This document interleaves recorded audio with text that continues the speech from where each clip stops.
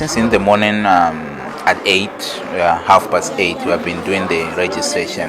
Yeah, it has been tiresome because have been so many people coming from different places of the world, from Africa, from China, all over the world, you can say.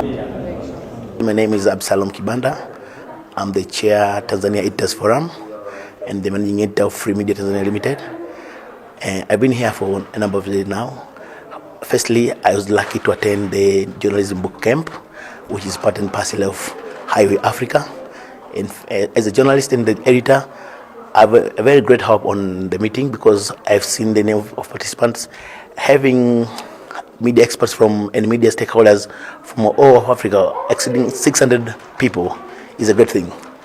This is a rare opportunity for African journalists and media stakeholders, and I'm so much optimistic that maybe I'm going to learn a lot out of the conference.